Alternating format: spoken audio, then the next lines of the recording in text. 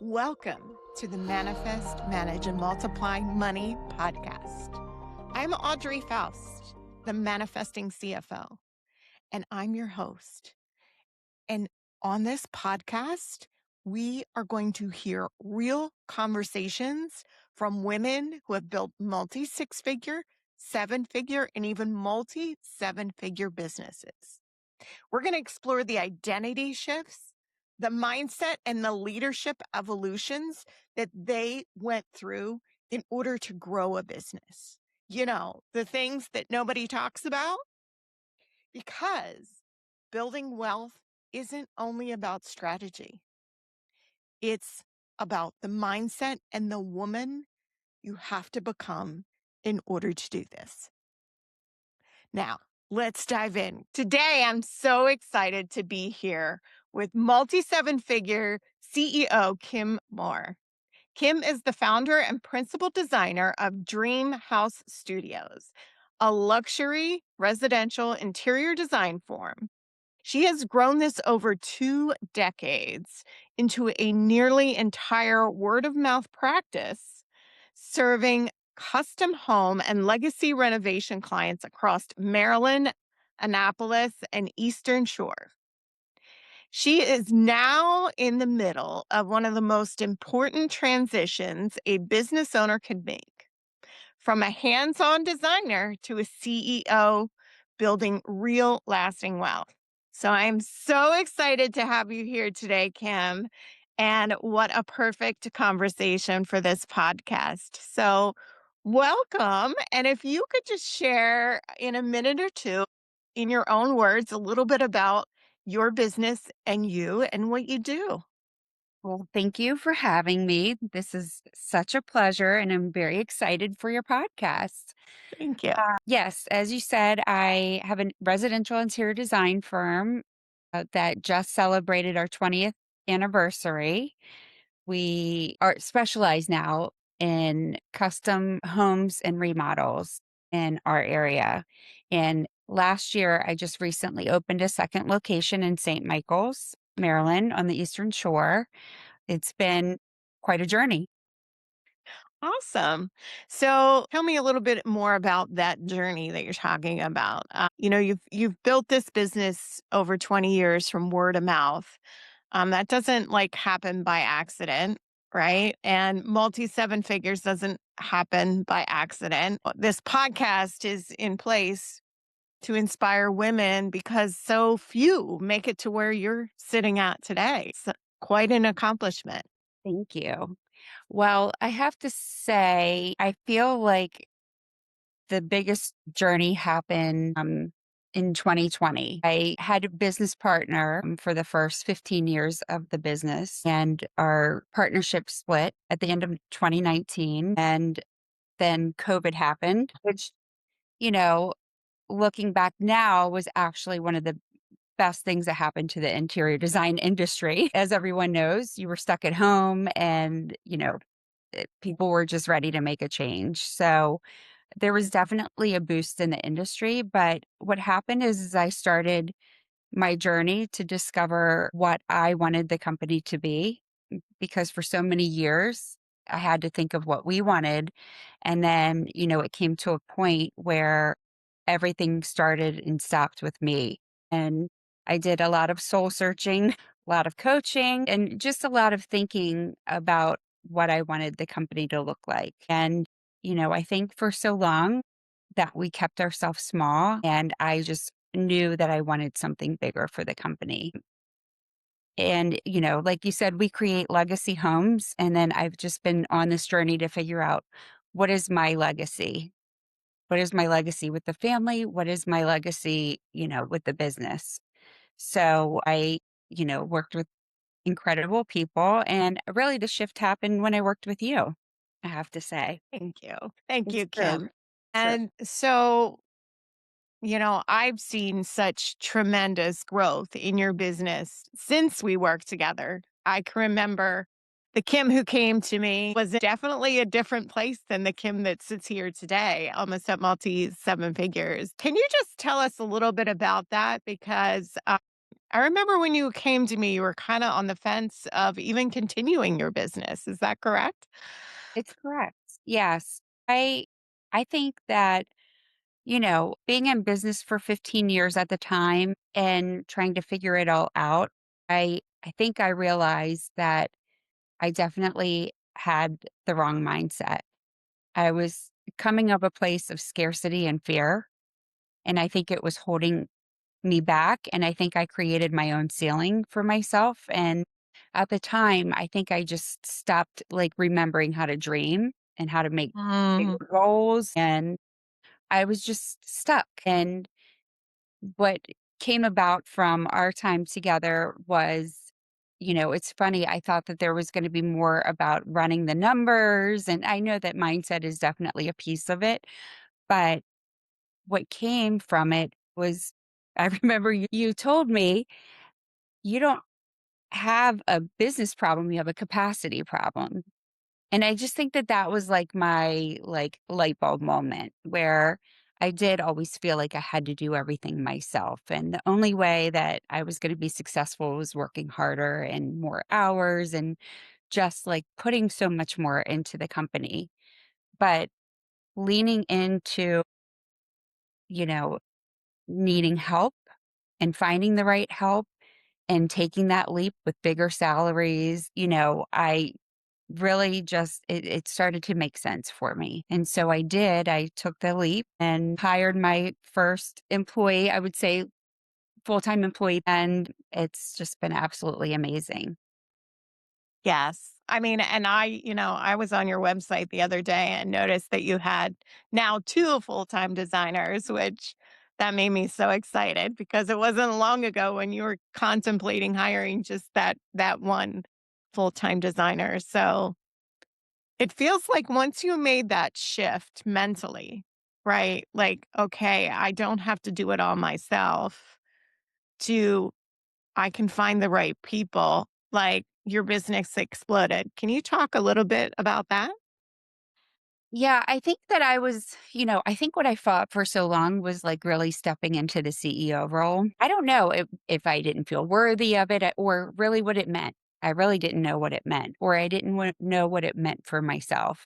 I did always want to get to a place where mentorship was really part of what I do. And it's so fun to watch people grow and to know that you've been a part of it. And I had a client, they are investors and businesses, and kind of for fun, I pitched them my biggest dream that I have for a business. And, they were going to give pointers. And at the very end of it, they loved what I pitched. But they said, okay, let's dig deeper into your business because we've worked with you, on a few projects. And they were like, if if something happens to you, who's running the show? And they said, if you do ever get into a position where you have investors involved in any business, the investors just want to put the money in and see their return. They don't want to be stuck running your business one day. Right. So, what is your succession plan? And that actually also made me dig a little deeper into the business. And so I actually put that idea aside. I did a whole business proposal to myself with what my current business would look like. And once I laid that out, and it just really opened my eyes. And I was like, this is actually possible. Like, I can actually have this business that I've dreamt of, and I kind of figured out the steps that I need to take. I've been in it for a long time. I just need to trust what I've learned and just believe in myself. So, I love that. And what's the biggest part of that? Like, when you put that plan together and you saw that vision of your company and you saw like, here's where I am and here's where I want to go. We did that together when we worked together for the first time. Now you're doing it again in a whole nother capacity. Like yeah. that, what's the key behind that? Like taking your business to even the next level. Now you're at multi 7. What does the next level look like? Yeah. Well, I don't know. That's an interesting question. I think that I was able to dream again about my business. I think it just made it very clear in black and white on paper. And I think what I started to do is become more vulnerable. And when I did, I realized I have such an amazing network. I really do. I'm so grateful that over the years, that's what I've built. And I think I just started to reach out to my network and ask questions. And when I started to add my new team members on, I just have like such a sense of like pride. And it's something that I feel like we're all building together. I want to have an amazing experience for my clients. I want to be known as the leading interior design firm in our area, not solely for the work that we do, but we're proud of our processes. We're proud of how we communicate. We're proud of how we show up to projects. We're very proud of like being a great team member alongside the builders and architects. So I think I started to feel that shift then whenever I just became vulnerable. That's great. I love that. Let's back up a little bit because you shared something with me before where you grew up not in a money positive mindset. So let's talk a little bit about the money mindset that you started with and how it's evolved to where you are today and how that changed along the way. I mean, I think like a lot of your listeners or a lot of people that are in business came from scarcity. Shame was associated with having money. Mm, And as time went on, I did feel like I was being boastful for being successful and having things. And that was a real push pull for me. I didn't want anybody to ever feel like I was a different version of myself. And I had a lot of deep work that I had to do to try to get over that feeling and feeling okay with abundance. Now, what I realize is that money is just a tool. I try to like hold emotion at bay when thinking about money, except for the emotion of like what I can make happen in my life and in my family's life. As a matter of fact, this Friday, we are going to France for a month. oh my God, that's so exciting. Well, I'm I glad you got this podcast in. know right before I left. But, as each day gets closer for this trip, I just have such a great sense of pride of like, being able to do this for our family. And it feels unbelievable and it feels great. And my family is very excited for me. So, Yeah. yeah. And that's a very different place than you were 2 years ago when we Mhm. first met, or 2.5 years ago. You should be proud.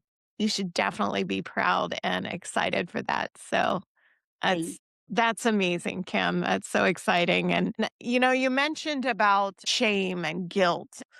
A lot of that does come from our childhood programming that we were told about something about rich people that isn't necessarily positive, Mhm. and that keeps us stuck. Did that keep you stuck for a while? Oh my gosh, so long. And it still creeps up here and there. I grew up with a single mom, but my dad was still very involved in our life, but it wasn't easy.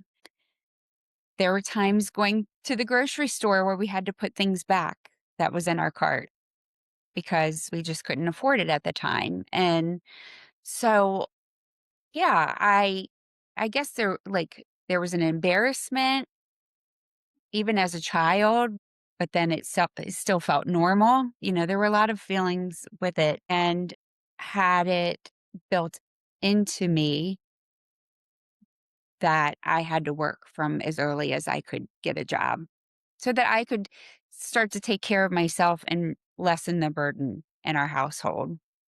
So I think that there's a lot of things that obviously came from that. I do have a very strong work ethic.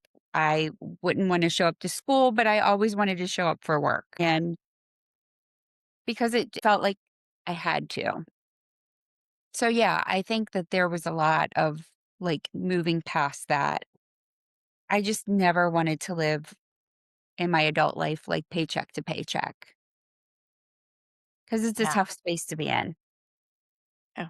And I think it's like 72% of people are in that space. Where did you see the biggest shift happen in your identity, in your mindset, and in your business? How do you think that shift happened and when did it happen? I think letting go more. Yeah. Honestly, I think I always felt like I had to be the face with every client. I have to be the one that knows all the things about all parts of the business, all the things about all the things, and I don't. And I think rather than trying to figure them out on my own, I'm like, you know what? I am going to find people to help me through.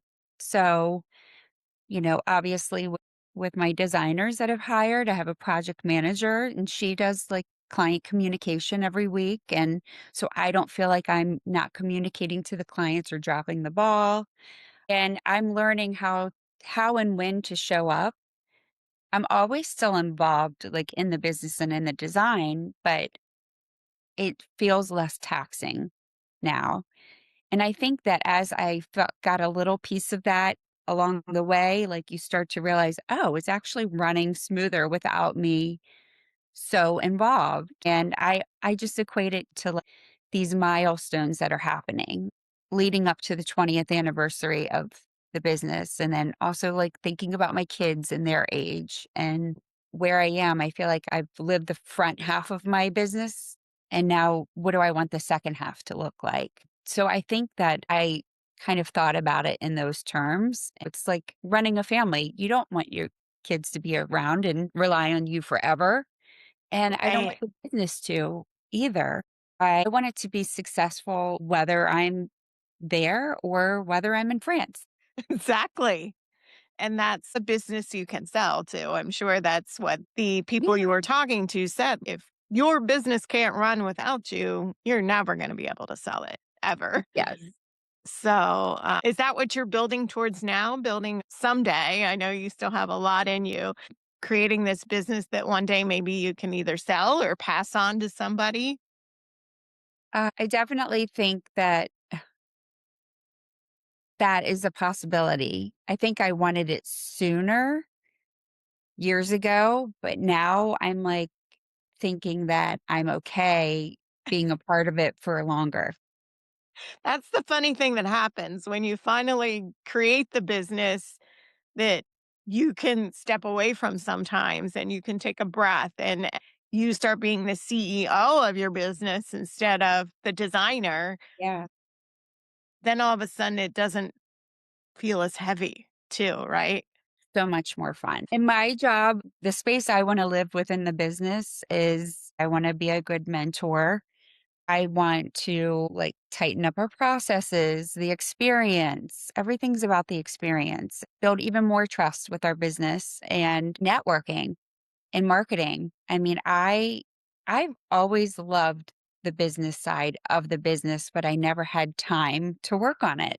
Yeah. And I'm just enjoying feeling closer and closer every day to really being able to like sit in that space.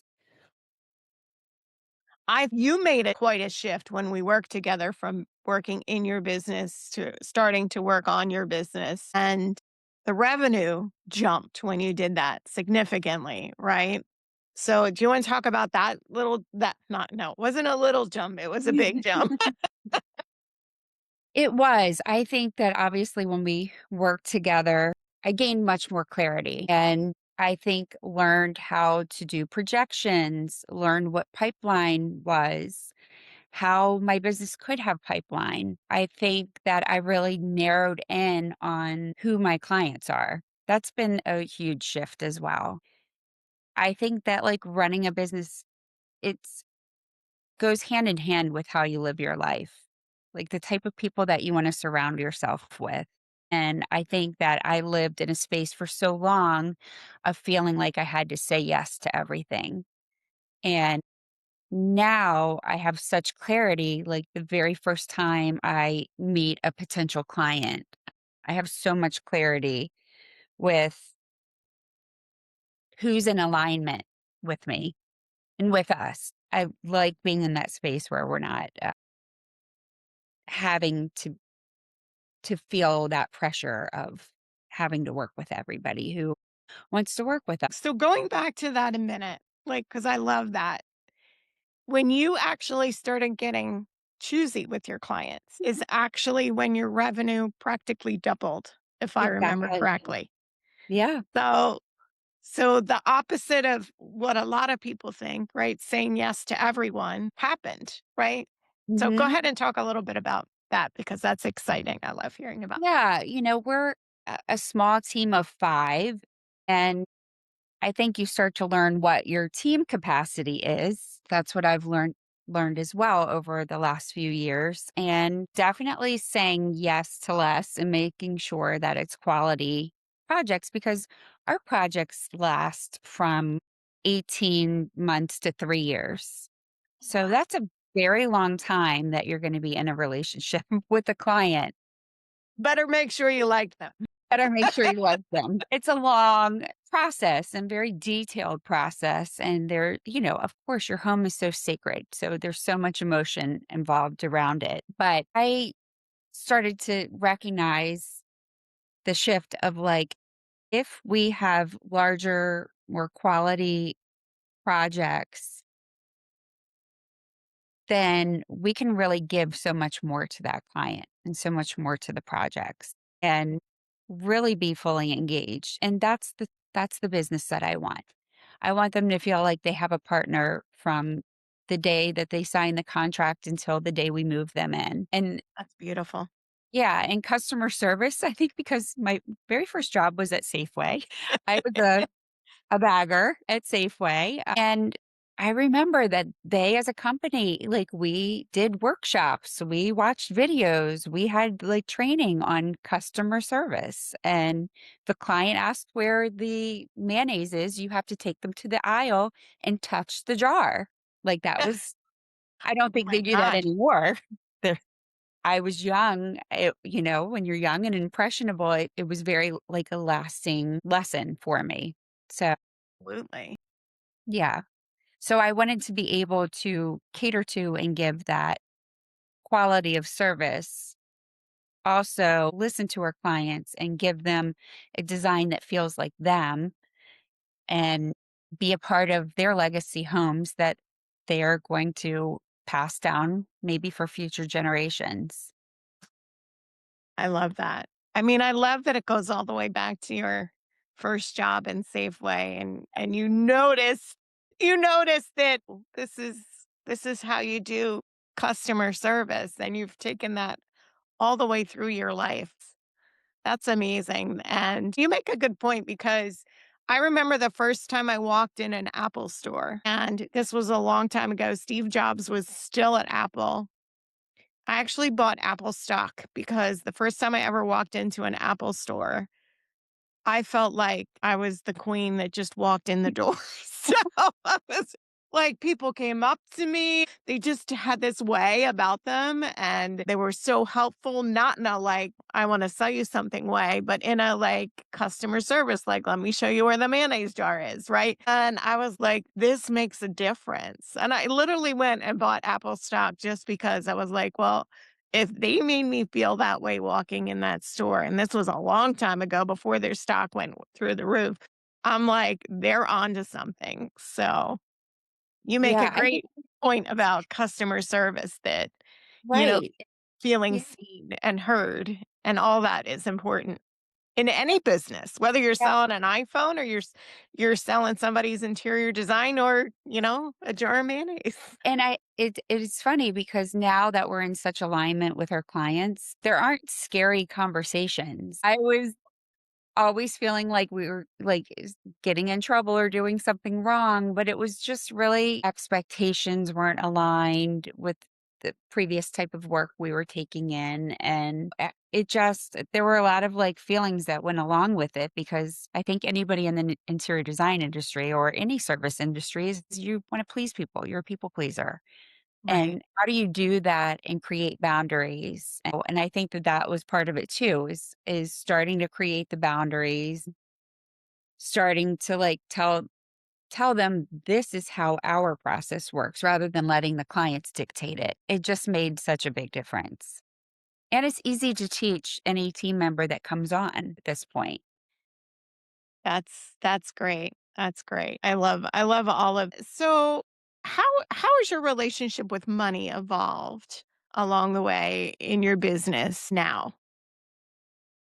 It feels like it's much more controllable. I feel like it's manageable, it's controllable, and it does feel like more abundant. And honestly, with the business too, like one of the biggest things that I've always felt and I always will feel is like reinvesting back into the business. And I think that that's something that's important. And I think that as certain things come up, it's it's so much easier now to make a decision because again, the emotions are out of it. It's kind of right there in black and white and it just makes it so much easier. So I I don't love have that to, I like I love that you said that because I think one of the biggest shifts I saw you make in our time together was when we did the what I call the signature profit plan now. When we did that, it I think it did help you take the emotion out of your pricing because you were like, this is where we are. yeah. And now I get it. Now I know where I need to be in order to grow this business. So I'm curious, are you still using that? I have a hybrid of that. And also I have to say one of the biggest shifts too was figuring out my pricing structure and coming up with a pricing structure that felt comfortable to me and made sense. Obviously, like this is a luxury business. And like I said, the projects go on for so long. And, it's very hard to like tell a client that they're going to pay hourly. I have never felt okay with that. I don't like the hourly mindset or mentality or the way that a lot of designers charge because we're invested in the project and we're never going to add up all of the hours we're actually working and charge a client for that. It's Right. just not going to happen. And I don't think it's fair to a client either. They're making the biggest investment sometimes of their life. And I think at the end of the day, of course, they have the finances to do it. They just want to know what is my all in because Yeah. they like to plan. So, coming up with a pricing model where I did a fixed fee and also in phases and milestones has been extremely helpful in so many ways because we can plan our business. We know what the months are going to look like and how much of our overhead will be covered versus how much would we have to do in sales. It just makes unlocking all of that so much easier. And it Right. helps me sleep at night because I don't have to stress out that I spent 40 hours 1 month on a client's project when I did 20 the month before and have to explain it. And it always felt like you were kind of like a used car salesman, I guess. And I think that we are a professional business. We're selling intellectual property. It's Yeah. hard because we sell intellectual property and we sell goods. And Right. even my accountant, he always had said, like, this is such a complex business. And I'm sure you recognize that too. And looking at everything, it's not black and white, there's a lot of gray areas. So I think projections, and then I think looking at like, okay, well, if we were to make another employee hire, how would that shift our numbers? What are we looking at? How do we account for that? Do we need to add one more project? Where are we going to get that project from? It becomes more of a clear picture. All that's music to my ears. Well, Like, oh, planning before you do a hire and like that's fantastic. I So, just didn't even think that that was like I knew it was, but I just was like, I don't think I'm ever gonna learn it. I don't think I'm ever going to know where we truly stand financially and how to make those decisions because you could get big, large deposits for a project and see, like, I never get excited about actually what I see in the bank account because I'm like, well, that doesn't. That means nothing. That means absolutely nothing. It means there's a lot of bills associated with that There's a number. lot of bills I have to pay. Yeah, a lot of checks to be cut. So, but now it makes it so much more clear and makes so much more sense. Thank you for sharing about your journey with me. And I just love seeing how far you've grown. And that, I mean, I'm just so excited that you're on the cusp of, multi seven figures. And I can't just wait to see where you are in another 2 years. Like, that's going to be even more exciting. And as you build out this new dream that you have. But one question I like to ask all my guests is if you could talk to like a woman standing on her next level, whether her next level is multi six figures or seven figures or multi seven where you are, what would you want her to know? I would want her to know that it's okay to be vulnerable, that you don't grow by doing it all alone and you grow by letting people in. The people that you look up to want to help you, and you just have to be brave enough to ask. Oh, that's beautiful. And where can people find you, Kim, if they want to connect with you? They can find us on Instagram. Our handles at Dreamhouse Studios Inc. and also our website, www.dreamhousestudios.net. Thank you so much. And thank you for being a guest on here. Is there any like parting words you'd like to say or that we didn't cover that you would just like to share with our audience? Oh, wow. I think that like knowing your numbers gives you so much clarity. And I think that it always helps too to really like sit down and think about where you want to be within the next year, 3 years, 5 years. And sometimes it's hard to see that far.